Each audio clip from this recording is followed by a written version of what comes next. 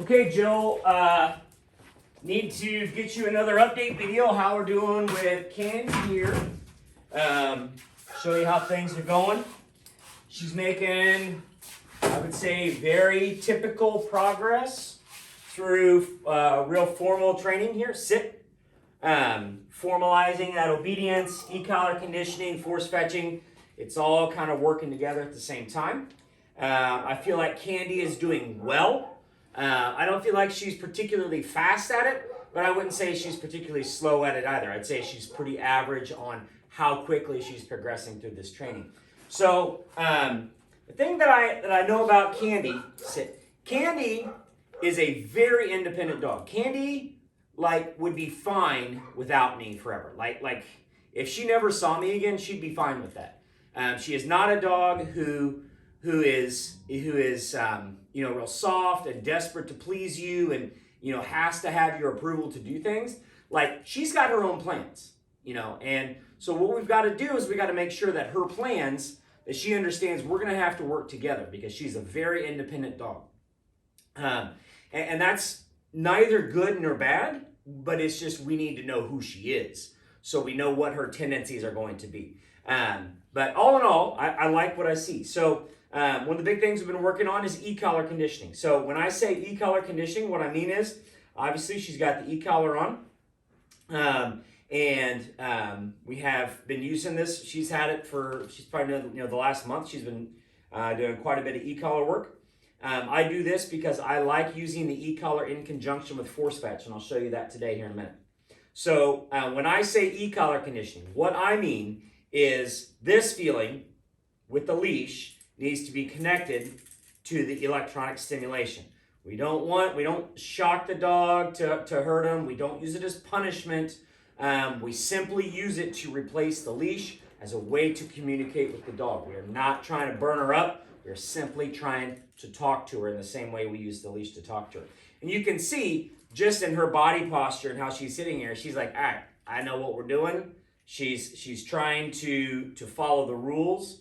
But she still at the same time wants to sniff around just a little bit. So that's pretty typical for her.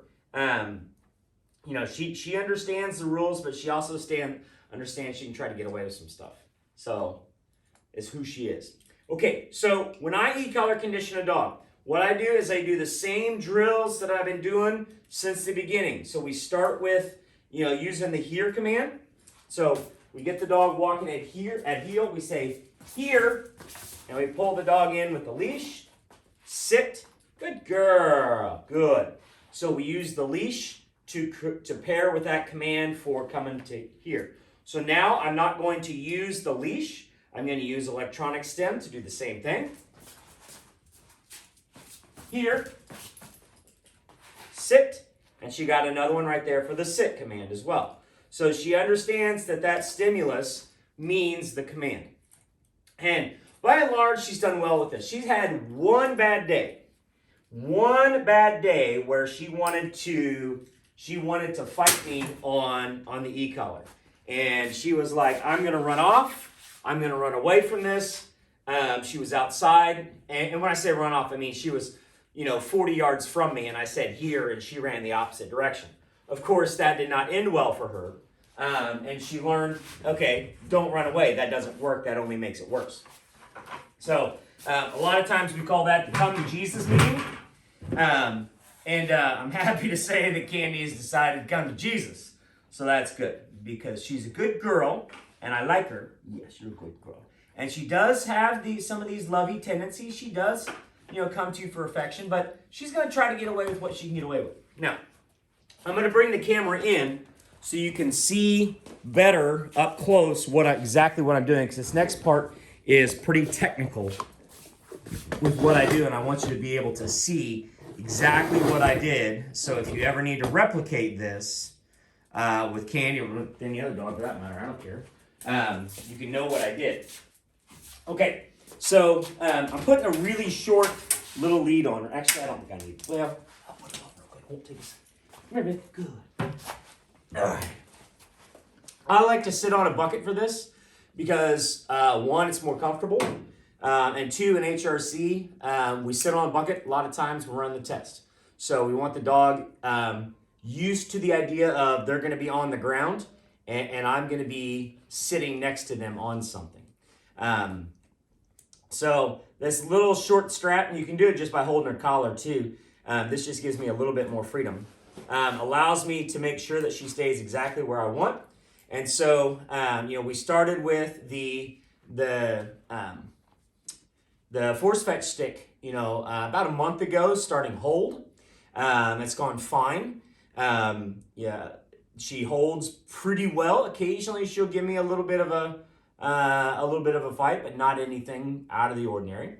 And so, once we got a dog that holds well, we want to transition to getting them to actually fetch, to grab the stick. This is probably the most difficult step for most dogs, is getting them to understand they got to open their mouth to turn off the pressure. Some dogs do this very quickly. Most dogs don't. I would say Candy was fairly normal. It took her a while to figure out that when I squeeze her ear, she's probably going to want to get the stick in her mouth. Like right here, she's giving me a little bit of a fight. Fetch. Good. She looked away from it and was like, I don't like this. Good.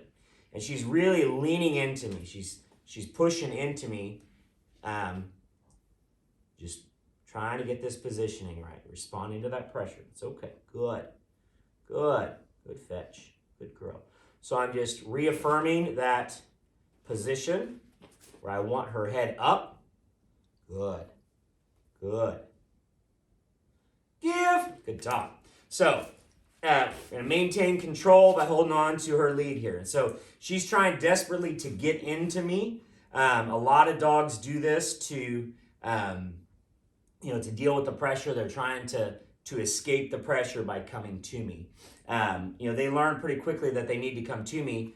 Like if they're out in the field, they need to come to me to get away from e-collar pressure. So they a lot of them will tend to really try to get in here, get all over me when I apply pressure. So I'll do that again. I'm going to take my left hand. I'm going to squeeze her ear, put the stick right in front of her face. Fetch. And the only word I'm going to say is the F word right there as soon as she opens her mouth. Nope. Good. Good girl. So I'm going to give her just to keep reinforcing that. Keep your mouth shut and hold that. And don't fight me. Good girl. Good. Nope. Good. Good. Give. Good girl. She had a nice firm grip there. That's what I want to see. Now, because we have done e-collar conditioning with the dog, we want to quickly get away from the ear pinch. The ear pinch is only supposed to be to introduce the idea of the fetch. What we want is we want the dog to be able to respond to fetch, to respond to e-collar pressure.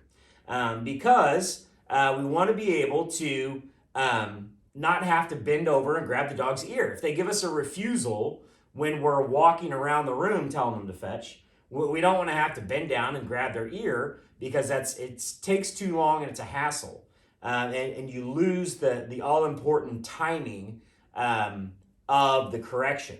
So we want to quickly get her to respond to e-collar pressure as the fetch stimulus. And of course, I'm giving her some love right here. I'm scratching her ears because she really likes it because I am putting pressure on the dog. I am being demanding of her. And we want to make sure that she understands, I still love her. She's a good girl. We don't want to squelch her spirit. We're not trying to crush the dog. We're not trying to, yes, you're a good girl. But we do need her to understand this ain't a request. I ain't asking. Okay, so what I'm going to do this time, I am going to squeeze her ear, and as soon as she opens her mouth, I'm going to give her a nick on the e-collar and say the F word all at the same time. So here's how that looks. Just a little refusal. That's okay. Nope. Now she tries to escape. It's okay.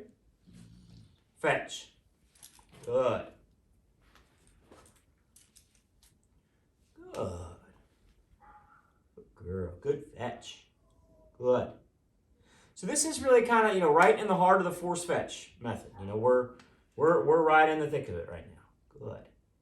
Now, what we're going to do, I'm going to probably continue to do this exact thing for a few more days and get her to be a little bit more quick. We want her to be a little more snappy, a little more, as soon as that pressure comes on, she immediately grabs. And we'll get there. It'll speed up.